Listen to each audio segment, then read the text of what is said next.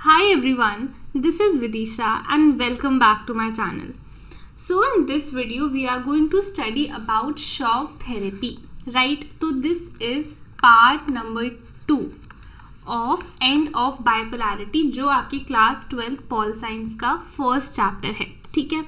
तो इससे पहले वाले पार्ट में दैट इज पार्ट 1 में हमने कवर करा था यहाँ तक कॉन्सिक्वेंसेस ऑफ डिसइंटीग्रेशन तक कि भाई जब सोवियत यूनियन डिसइंटीग्रेट होता है तो उसके क्या कॉन्सिक्वेंसेस होते हैं। यहाँ तक हमने पूरा कवर करा कि सोवियत यूनियन कैसे डिसइंटीग्रेट हुआ, क्या कॉन्सिक्वेंसेस थे, समझ में आया। So I will give you the link of part 1 in the description, you can check it out.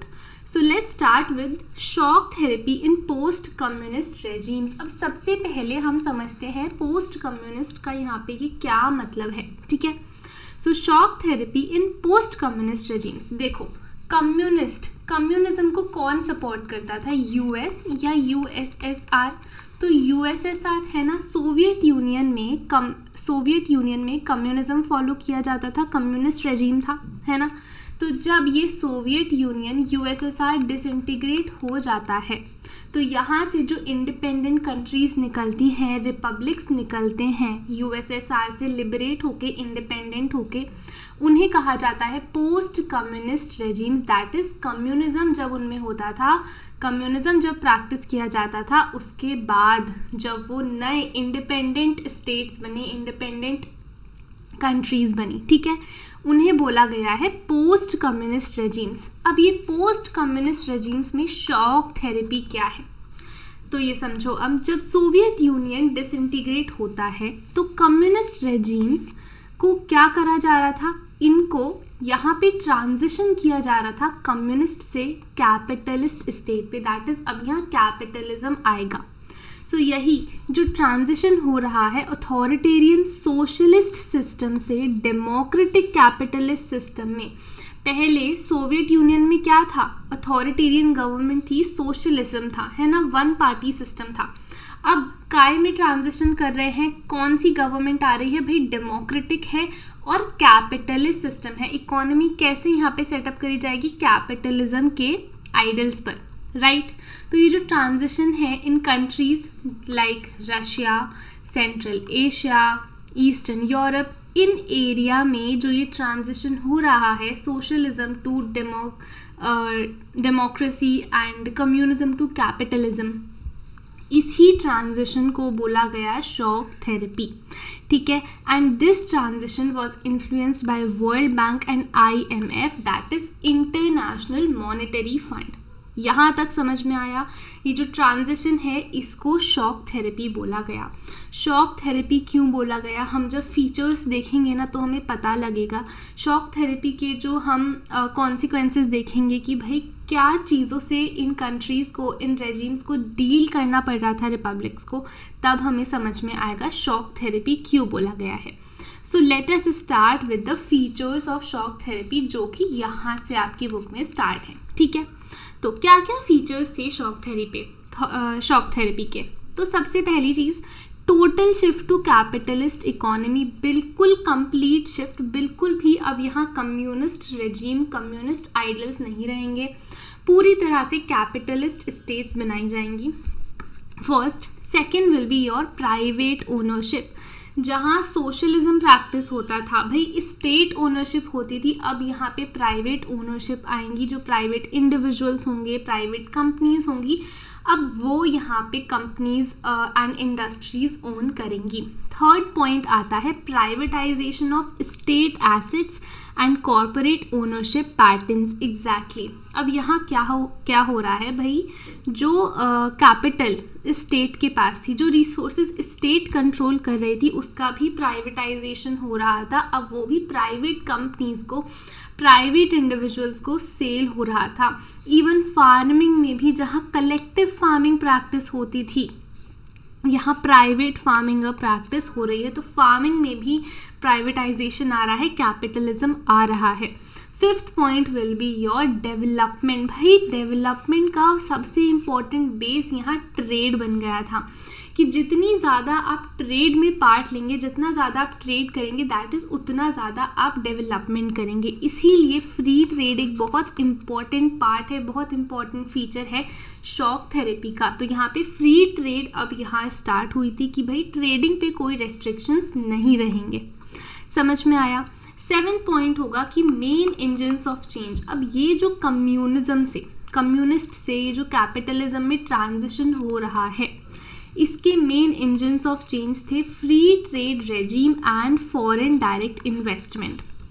Free trade regime, यहाँ पे क्या होगा कि भाई ट्रेडिंग पे there will be no restrictions. जो बहुत हेवी टैक्सेस लगाए जाते थे वो यहाँ नहीं होंगे। सारी कंट्रीज फ्रीली एक पूरे इंटरनेशनल एरिया में ट्रेड कर पाएंगी। फॉरेन डायरेक्ट इन्वेस्टमेंट में होगा कि आप दूसरी कंट्रीज़ को आपकी कंट्री में आने से, वहाँ पे इन्वेस्ट करने से आप नहीं रोक सकते। That is foreign direct investment. FDI भी इंक्रीज़ हो रहा था कि दूसरी कंट्रीज़ की कंपनीज अब दूसरी कंट्रीज़ में जाकर इन्वेस्ट कर रही थी because it was much more profitable for them. 8 point होगा openness to foreign investment. Same ही बात है कि भाई, है ना, कि अब जो स्टेट्स हैं जहां उन्हें बिल्कुल स्टेट कंट्रोल वाले एक माहौल में रखा जा रहा था कि स्टेट के पास सारी पावर्स होती थी, अब यहाँ क्या हो रहा है, फॉरेन इन्वेस्टमेंट भी हो रही है। बाहर से कंपनीज आ रही हैं, इन्वेस्ट कर रही हैं। नेक्स्ट पॉइंट है हमारा डीरेगुलेशन एंड करेंसी कन्वर्टेबिलिटी। तो यहाँ बेसिकली क्या हो रहा था, since US was the only super power इस टाइम पे, है ना, इसके अलावा कोई और सुपर पावर थी नहीं, तो US was imposing it's dominance. हमने देखा वर्ल्ड बैंक एंड IMF भी यहाँ पे इन्वॉल्व थे। तो वो क्या प्रेशराइज कर रहे थे कंट्रीज़ को, डीरेगुलेशन की। भाई अब गवर्नमेंट इतना ज़्यादा रेगुलेट नहीं करेगी इकोनॉमी को, जो भी आपका मार्केट है, मार्केट फोर्सेस हैं, उन सबको अब गवर्नमेंट रेगुलेट नहीं करेगी। 10th point is that breakup of trade alliances between Soviet bloc countries। अब देखो यहाँ क्या हो रहा था, जितने भी ट्रेड अलाइंसेस थे सोवियत ब्लॉक कंट्रीज, मतलब जो भी ईस्टर्न यूरोप की कंट्रीज थी, रशिया था, सेंट्रल एशियन प्रोविंसेस थे, ठीक है, जो सोवियत ब्लॉक के पार्ट हुआ करते थे बिफोर दिसंबर 1991, तो उनमें जो ट्रेड अलाइंसेस थे, ट्रेड रिलेशंस थे, उनको ख़त्म करा गया। अब वो कंट्रीज़ आपस में ट्रेड नहीं करेंगी। सारी कंट्रीज, सारी स्टेट्स जो कि सोवियत यूनियन, सोवियत ब्लॉक के पार्ट थे, अब वो डायरेक्टली वेस्ट के साथ, जो वेस्टर्न कंट्रीज़ हैं, ठीक है, जो US लेड ब्लॉक है, अब वो डायरेक्टली उन कंट्रीज़ के साथ ट्रेड करेंगे, आपस में वो ट्रेड नहीं कर सकते। Western capitalist countries were the leaders in this transition. ये जो कंट्रीज़ हैं वेस्टर्न कैपिटलिस्ट कंट्रीज़, जो कि पहले से ही US वाले ब्लॉक में थी, दे एक्टेड एज लीडर्स कि भाई they were the main dominant forces जो ये ट्रांजिशन करवा रहे थे कम्युनिज्म टू कैपिटलिज्म, ठीक है।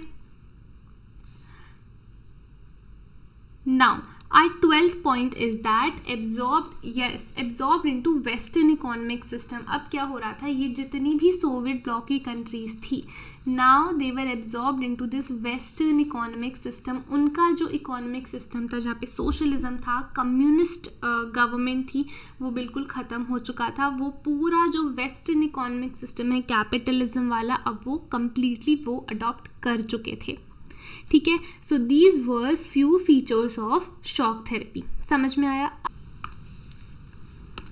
Now we'll be starting with consequences of shock therapy, कि इस शॉक थेरेपी के इफेक्ट्स क्या थे। ये जो कंप्लीट ट्रांजिशन हो रहा है कम्युनिस्ट से कैपिटलिस्ट, इसका क्या इफेक्ट था इन कंट्रीज पे, ठीक है।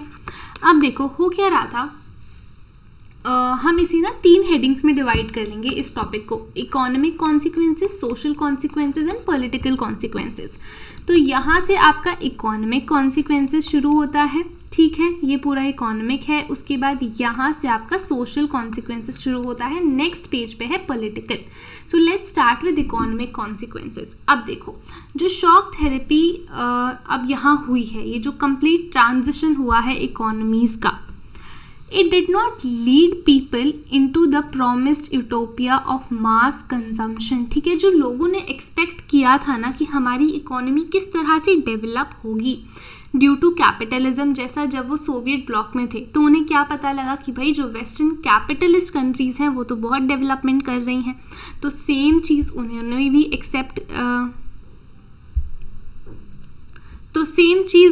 भी एक्सपेक्ट करी थी, है ना, बट ऐसा हो नहीं पाया। अब यहाँ क्या कॉन्सिक्वेंसेस रहे हैं ये समझते हैं। सबसे पहले we'll start with economic consequences.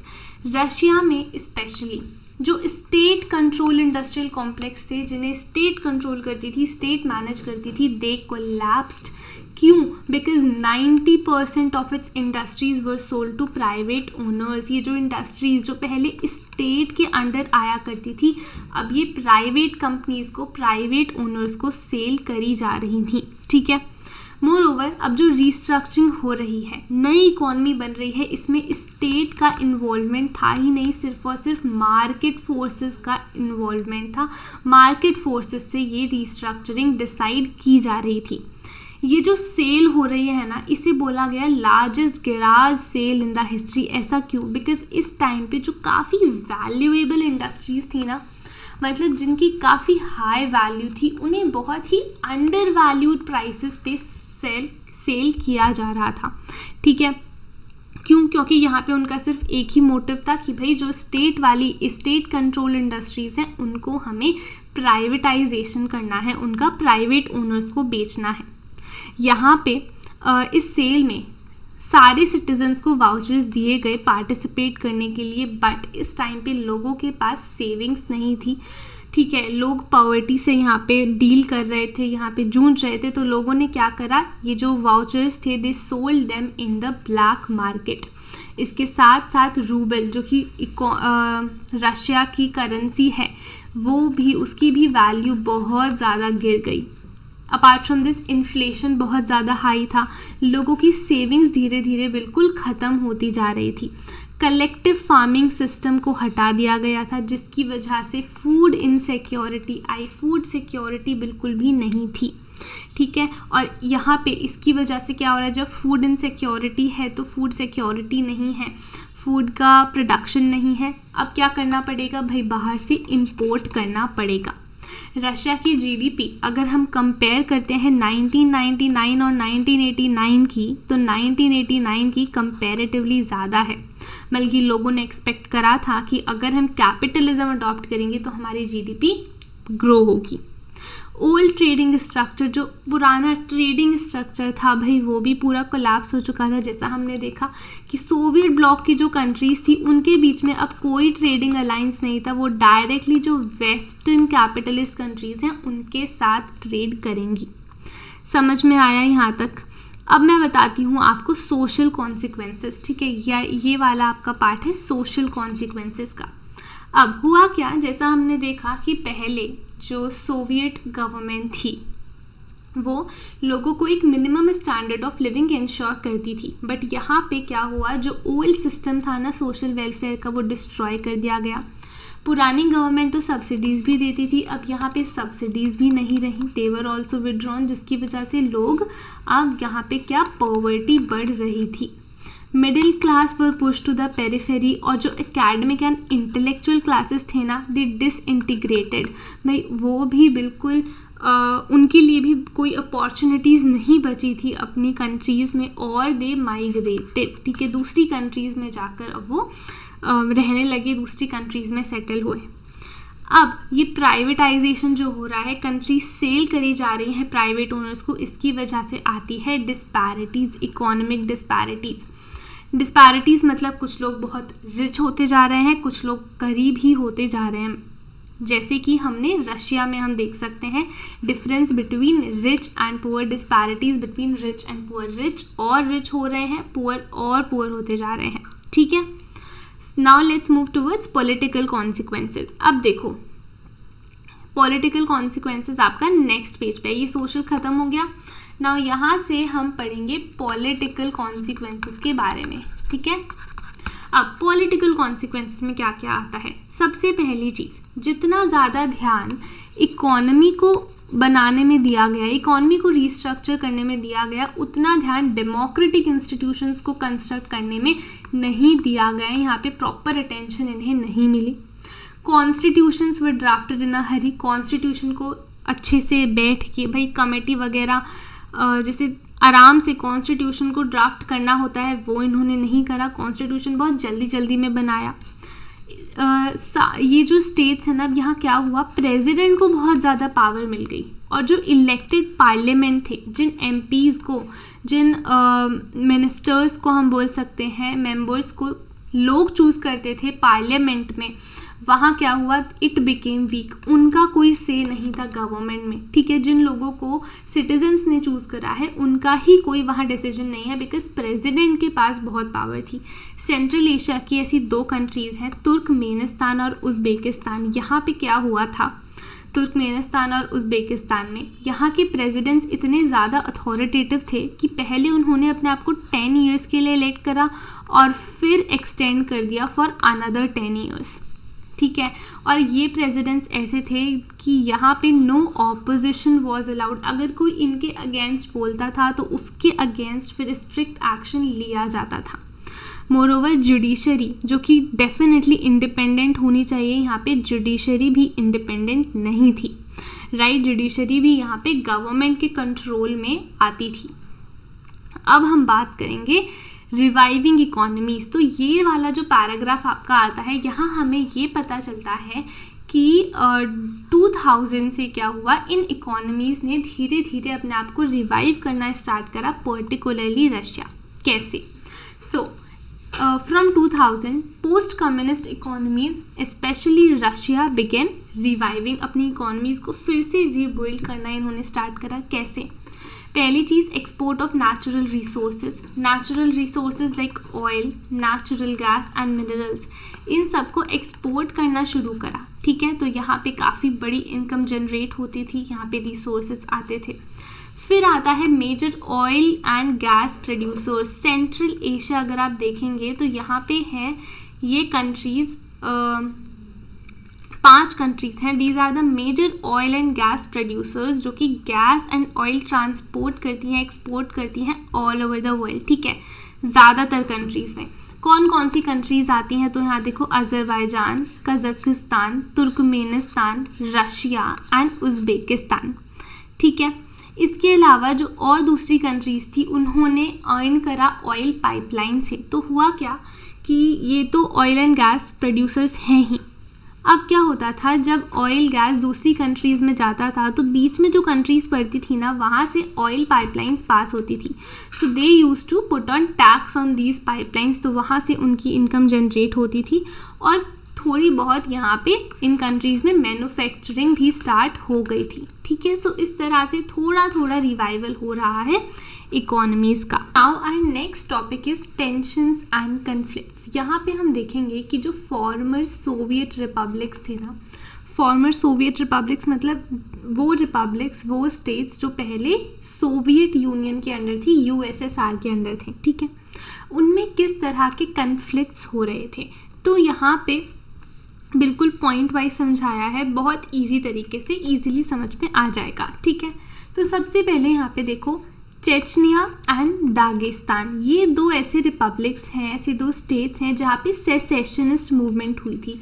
यहाँ पे ये सेसेशनिस्ट मूवमेंट का मतलब होता है कि भाई लोगों को अब यहाँ पे सेपरेट कंट्रीज़ चाहिए, ठीक है, सेपरेट स्टेट चाहिए।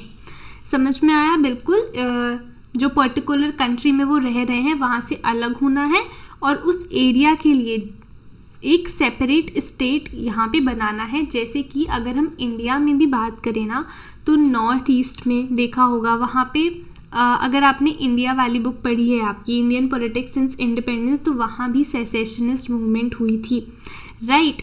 नाउ अब Moscow's method of dealing with these rebels, जब मॉस्को इन रिबेल्स, इन मूवमेंट से डील कर रहा था ना, तो दिस बेसिकली जिस तरह से वो डील कर रहा था, it led to violation of human rights, जो कि डेफिनेटली काफ़ी गलत था।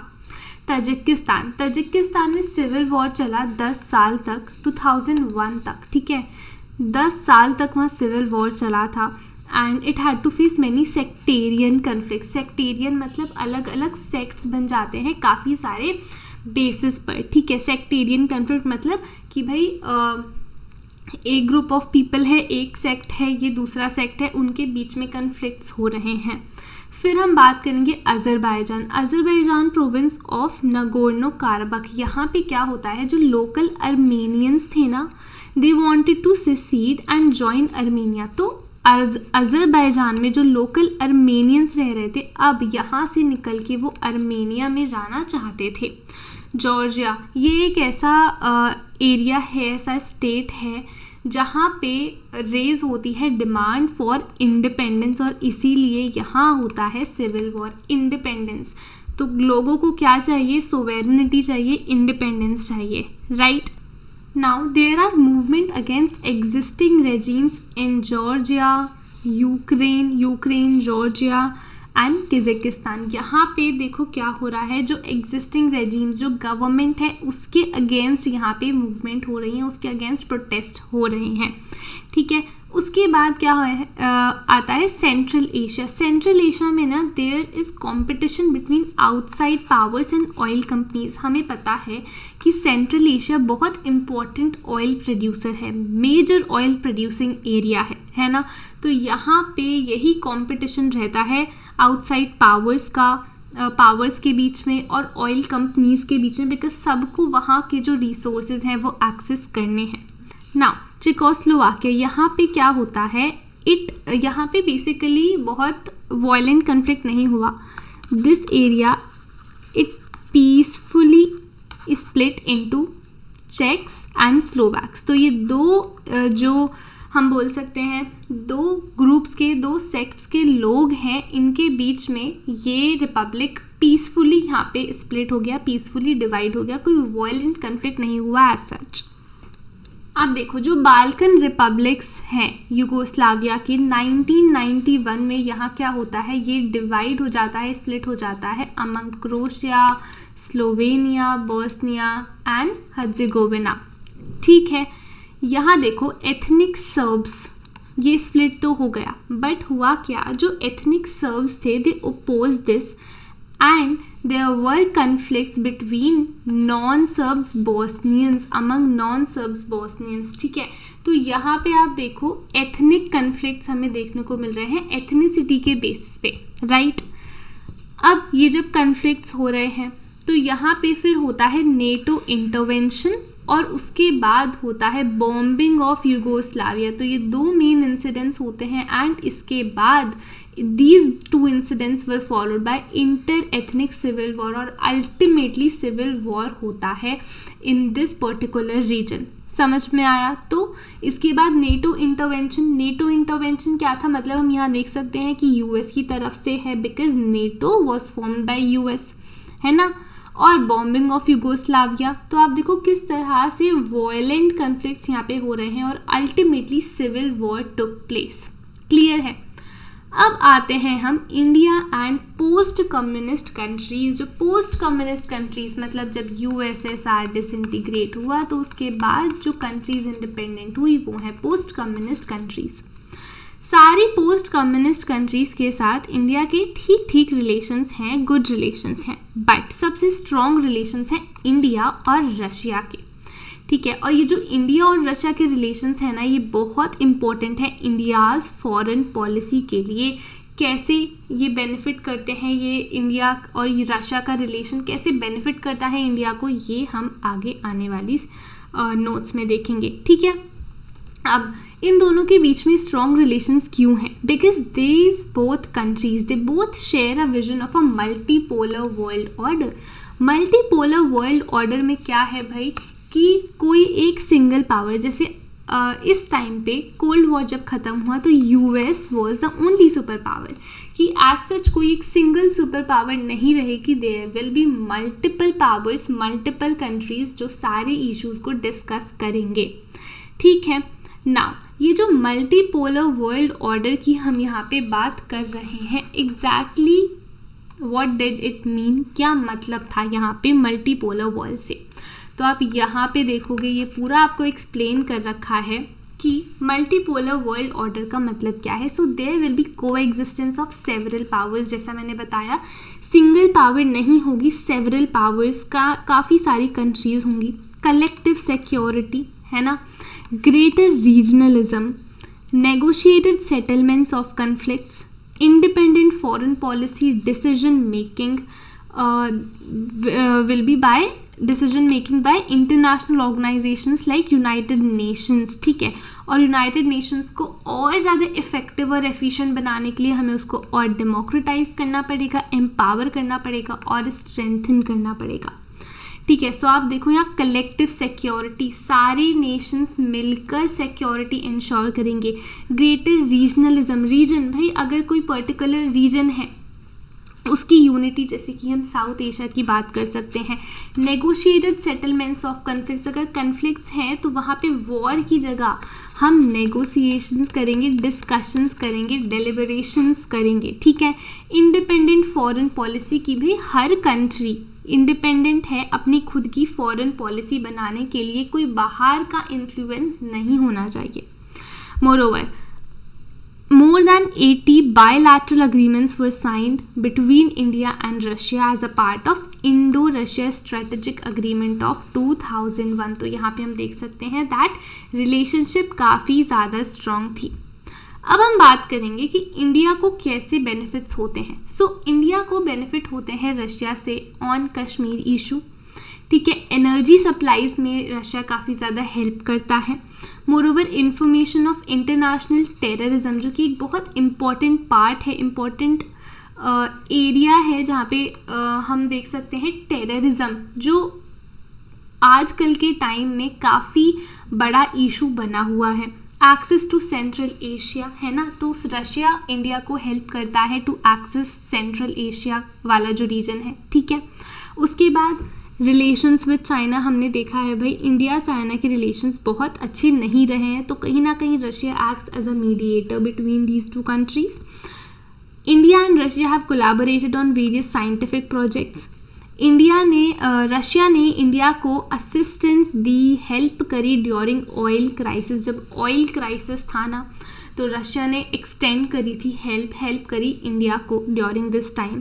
इसके बाद आता है assisted India's space industry. Exactly, space industry को भी काफ़ी ज़्यादा मदद करी है. एंड इंडिया के जो न्यूक्लियर एनर्जी प्लांट्स थे वहाँ भी काफ़ी हेल्प और कंट्रीब्यूट करा है रशिया ने. ठीक है, रशिया को क्या बेनिफिट होते हैं. सबसे पहली चीज़, इंडियन मिलिट्री का जो हार्डवेयर होता है वो रशिया से आता है, जो आर्म्स होती हैं वो रशिया से आती हैं. Moreover, India is the second largest arms market for Russia. Russia arms manufacture करता है, अब वो आर्म्स बेचेगा कहाँ. So India second largest market है आर्म्स की, जो रशिया से आर्म्स खरीदती है. ठीक है, सो यहाँ पे डेफिनेटली रशिया को इकोनॉमिक बेनिफिट्स होते ही हैं. समझ में आया. सो दीज वर फ्यू बेनिफिट्स जो इंडिया को रशिया से होते हैं और जो रशिया को इंडिया से होते हैं. समझ में आया. So this was the last topic of this chapter, that is India and post communist countries. ठीक है, और पार्ट 1 में हमने पहले वाला जो भी किस तरह से सोवियत यूनियन डिसइंटीग्रेट हुआ वो पूरा कवर करा. उसके बाद हमने यहाँ पे इस वीडियो में हमने शॉक थेरेपी कवर करी. ठीक है, सो आई होप कि ये पूरा चैप्टर आपको अच्छे से क्लियर है. अगर आपने पार्ट 1 नहीं देखा then go and please watch that. बहुत इजीली हैंड रिटन नोट से ही एक्सप्लेन करा हुआ है. Right, so I hope you liked this video, and if you did then please hit the like button, subscribe to the channel and press the bell icon so that you can receive the updates of all my upcoming videos. And I will give the link of these notes in the description box, तो आप वहाँ से जाके उन notes को access कर सकते हो. ठीक है, so thanks for watching this video. See you in the next video. Till then, take care and bye bye.